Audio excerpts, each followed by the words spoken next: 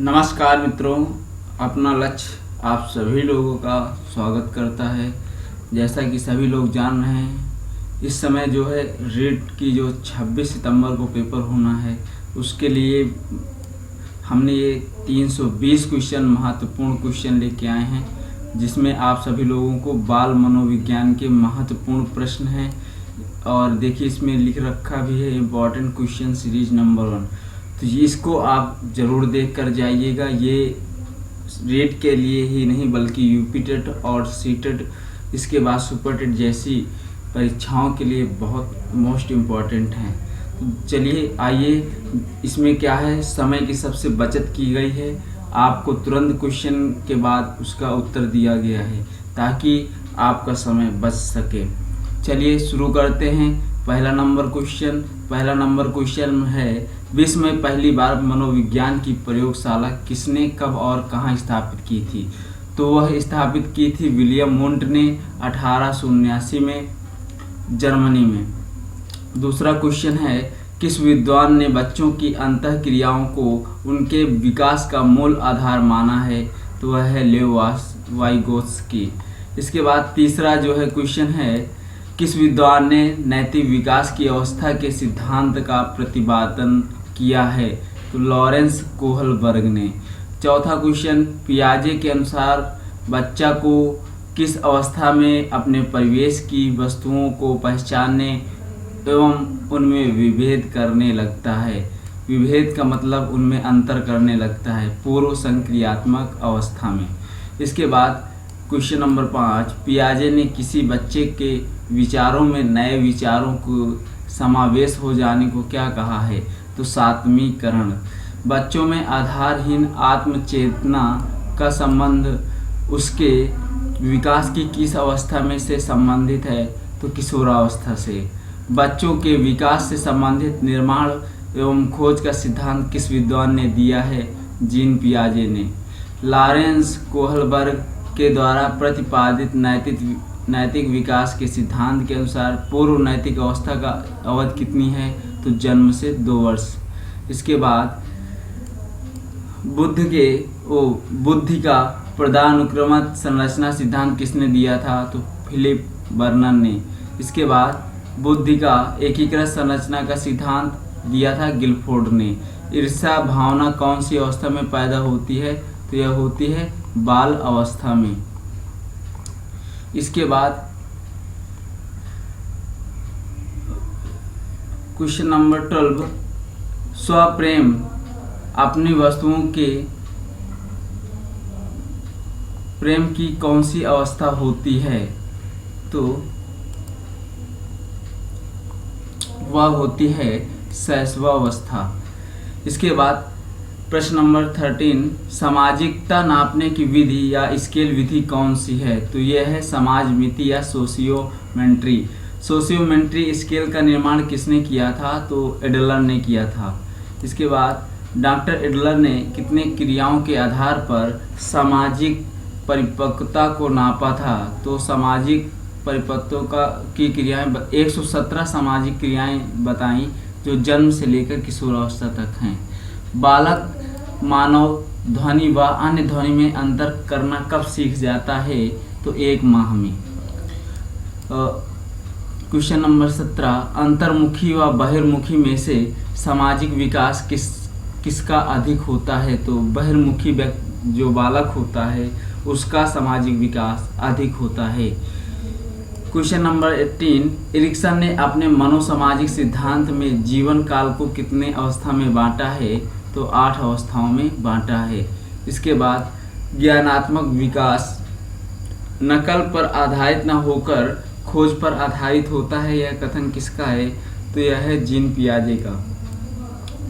20, सामाजिक विघटन की क्रियाएं किसे कहते हैं? तो तनाव, झगड़ा, लड़ाई, संघर्ष आदि को कहते हैं। इसके बाद 21 नंबर, सामाजिकरण की प्रक्रिया में कितने चरण होते हैं? तो सामाजिकरण की प्रक्रिया में 3 चरण होते हैं।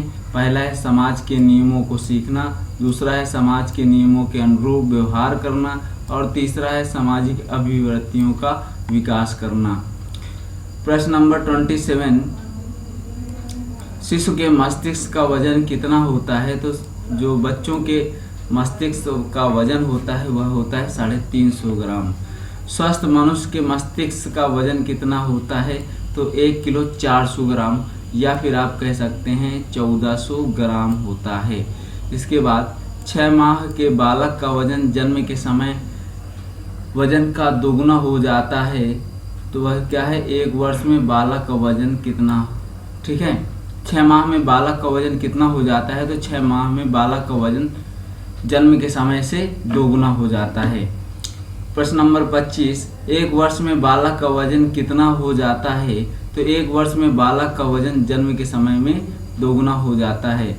और दूसरा 26 नंबर, जन्म के समय किसकी लंबाई अधिक होती है? तो जन्म के समय लड़कों की लंबाई अधिक होती है, लड़कियों की तुलना में अधिक होती है। ठीक है।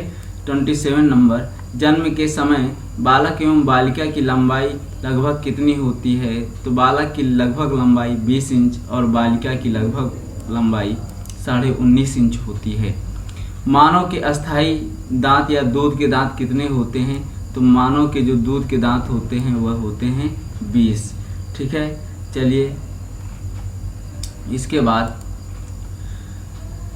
मानव के स्थायी दांत कितने होते हैं? अभी हमने बात की दूध के दांत, तो दूध के दांत कितने होते हैं? 20 होते हैं। जबकि स्थायी, ये जो भी दूध के दांत होते हैं या यह क्या होते हैं? अस्थायी होते हैं। जबकि स्थायी दांतों की संख्या कितनी होती है? 12। तो 20 और 12 कुल दांतों की संख्या 32 हो जाती है। इसके बाद प्रश्न नंबर 30, किशोर अवस्था में कितने दांत आते हैं? तो 4 दांत आते हैं किशोर अवस्था में। इन्हें अक्ल डाढ़ के नाम से भी जाना जाता है। 31 नंबर, मनुष्य की संरचना कितने गुणसूत्रों से होती है? तो मनुष्य की जो संरचना होती है 23 गुणसूत्रों से होते हैं। और इसको मनुष्य और महिला में 22 गुणसूत्र समान होते हैं। जो 23वां गुण होता है यह क्या करता है? यह लिंग का निर्धारण करता है, अर्थात वह बालक होगा या बालिका। क्वेश्चन नंबर 32, लिंग का निर्धारण कौन सा जोड़ा करता है? 23वां जोड़ा करता है। इसके बाद 33वां नंबर, डिम्ब अवस्था कितने दिन की होती है? तो 14 दिनों की डिम्ब अवस्था होती है। पिंड अवस्था का समय कितना होता है? तो 14 दिन 2 महीने पिंड अवस्था का समय होता है। इसके बाद क्वेश्चन नंबर 35, गर्भवती महिला का वजन कितना बढ़ जाता है? तो 10 से 12 किलो वजन बढ़ जाता है। इसके बाद मनुष्य किस प्रजाति में आता है? तो मनुष्य का जो वैज्ञानिक नाम है होमो सैपियंस आता है, अर्थात वह होमो सैपियंस की प्रजाति में आता है। प्रश्न नंबर 37, जन्म के समय बालक का वजन कितना होता है? तो जन्म के समय बालक का वजन 2 किलो 700 ग्राम होता है, या फिर इसे कह सकते हैं 7 से 7.5 पाउंड होता है। इसके बाद क्वेश्चन नंबर 38, शिक्षा मनोविज्ञान की उत्पत्ति कब हुई है? तो 1900 ईस्वी में हुई है। प्रश्न नंबर 39, मनोविज्ञान को एक विषय के रूप में निश्चित आधार देने का श्रेय किसे कहा जाता है? तो विलियम जेम्स को कहा जाता है। प्रश्न नंबर 40, अमेरिका के मनोविज्ञान के जनक किसे कहा जाता है? तो विलियम जेम्स को अमेरिका का मनोवैज्ञानिक कहा जाता है। 41, अंधों के लिपि के जनक कौन है? तो लुइस ब्रेल हैं, और इन्हीं के उस पे 4 जनवरी को लुइस ब्रेल दिवस मनाया जाता है। 4 जनवरी को लुइस ब्रेल दिवस इन्हीं के उपलक्ष्य में मनाया जाता है। प्रश्न नंबर 42, LKG व UKG के पद्धति के जनक कौन हैं? तो वह हैं फ्रॉबेल। इसके बाद 43, नर्सरी पद्धति के जनक कौन हैं? तो नर्सरी जो पद्धति के जनक हैं वो हैं मारिया मॉन्टेसरी। कौन है? मारिया मॉन्टेसरी। भूल एवं प्रयत्न का सिद्धांत किसने दिया? तो थॉर्नडाइक ने दिया है। अनुकूलित अनुक्रिया व क्लासिकल अनुबंधन का सिद्धांत किसने दिया? तो यह दिया था पावलोव ने दिया था। प्रश्न 46, किस प्रसूत अनुबंध सिद्धांत किसने दिया? क्रिया प्रसूत का अनुबंधन सिद्धांत दिया था स्किनर ने। इसके बाद 47 नंबर, जीन पियाजे का जीन पियाजे किस विचारधारा के समर्थक हैं? तो जीन पियाजे जो है संज्ञानात्मक विचारधारा के समर्थक हैं। जीन पियाजे किस देश के निवासी हैं? तो वह हैं स्विट्जरलैंड के। 49 जीन पियाजे ने अपने प्रयोग किस किस पर किए थे? तो जीन पियाजे ने अपने प्रयोग अपनी 2 पुत्री व 1 पुत्र पर किए थे। इसके बाद वह कौन मनोविज्ञान है जो पहले जीव विज्ञान के प्रोफेसर थे, बाद में मनोविज्ञान के प्रोफेसर बने? तो वह हैं जीन पियाजे। इसके बाद 51 स्कीमा सिद्धांत के जनक कौन हैं? तो वह हैं जीन पियाजे। 52 कोहलर किस संप्रदाय के समर्थक हैं? तो संज्ञानवादी। 53 वह कौन सी अवस्था है जब बच्चा तार्किक रूप से वस्तुएं व घटनाएं के विषय में चिंतन करने लगता है? तो वह है मूर्त संक्रियात्मक अवस्था, जो है 7 से 11 वर्ष के बालकों में होती है। इसके बाद 54 वह कौन सी जगह है जहां बच्चे के संज्ञानात्मक विकास का सबसे बेहतर तरीके से परिभाषित किया जा सकता है? इसका उत्तर है विद्यालय एवं कक्षा में।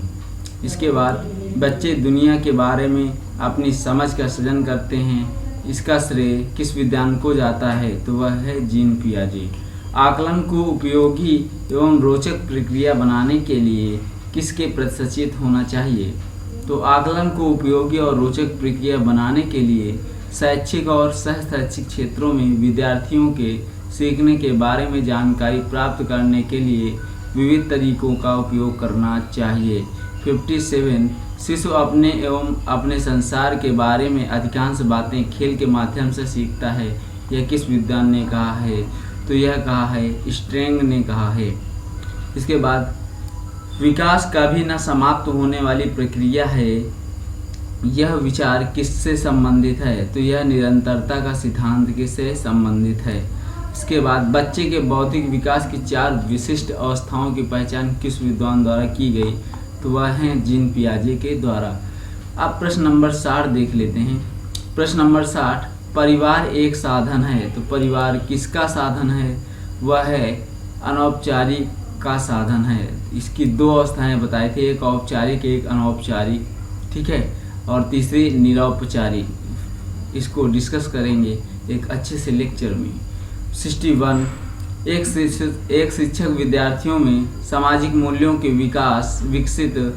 मूल्यों को विकसित किस तरह से कर सकता है? तो एक शिक्षक आदर्श रूप से बर्ताव कर विद्यार्थियों में सामाजिक मूल्यों को विकसित कर सकता है। शिक्षा का बर्ताव किस तरह होना चाहिए? तो शिक्षा का बर्ताव आदर्शवादी होना चाहिए। किस अवस्था में बच्चे अपने समकक्षी वर्ग के सक्रिय सदस्य बनते हैं? तो वह है किशोरावस्था। प्राथमिक शिक्षक के लिए बाल मनोविज्ञानों का ज्ञान क्यों आवश्यक है? प्राथमिक शिक्षक के लिए बाल मनोविज्ञान का ज्ञान बच्चों के व्यवहार को समझने में शिक्षक की सहायता करता है। 65 बुनियादी स्तर पर मातृभाषा में शिक्षा देना क्यों बेहतर है? इसका उत्तर है बुनियादी स्तर पर मातृभाषा में शिक्षा देने से प्राकृतिक वातावरण में बच्चों को सीखने में सहयोग करेगा। ठीक है। खिलौनों की आयु किस अवस्था को कहा जाता है? तो पूर्व बाल्यावस्था को खिलौनों की अवस्था कहा जाता है। जिन इच्छाओं की पूर्ति नहीं होती है उनका भंडार गृह कौन सा होता है? तो वह होता है इदम। ये 3 चीज़ें हैं, इदम, परम और अहम। इसकी बात करेंगे हम बाद में। 68 छात्र केंद्रित शिक्षण का आवश्य किससे है? तो इसका जो आशय है छात्र केंद्रित शिक्षण का आशय प्रत्येक छात्र की आवश्यकता को ध्यान में रखना। 69 शिक्षा की खेल विधि का क्या अर्थ है? तो खेल क्रियाओं द्वारा शिक्षा। 70 क्वेश्चन प्रयोजनवादी का जन्म किसने दिया? तो प्रोजेक्ट विधि ने दिया। इसके बाद 71 शिक्षा में प्रयोजनवाद की विशेष धारा का प्रवर्तक कौन था? तो विलियम जोन्स था। इसके बाद बच्चों के लिए सबसे उत्तम शिक्षक वह है जो वह स्वयं बालक जैसा हो, यह कथन किसका है? तो यह है मैकेन ने इसको दिया था। इसके बाद शिक्षक आचार संहिता क्या है? तो शिक्षकों के मानक व्यवहारों को एक सूचक पुस्तिका है। इसके बाद शिक्षकों की योग्यता, प्रयासों एवं उनके व्यवहारों का सही मूल्यांकन किसके द्वारा किया जाता है? तो उसके छात्रों द्वारा किया जाता है। इसके बाद छात्रों में वैज्ञानिक दृष्टिकोण उत्पन्न किसके द्वारा किया जा सकता है? तो वह किया जा सकता है तर्कसंगत विचारों के प्रस्तुतिकरण द्वारा। इसके बाद 76 सामाजिक समायोजन का कठिन काल किसे कहा जाता है? तो यह कहा जाता है पूर्व किशोरावस्था की, जो लड़कियों एवं लड़कों दोनों के संदर्भ में हैं। मित्रों, हमने 76 क्वेश्चन किया। नेक्स्ट वीडियो में 150 अर्थात 150 150 क्वेश्चन तक करेंगे। इस तरह करके 300 क्वेश्चनों को हम 10-10 15-15 मिनट की वीडियो को 4 भागों में डिवाइड कर पढ़ेंगे। तो चलिए, आप सभी लोगों का धन्यवाद। नमस्कार।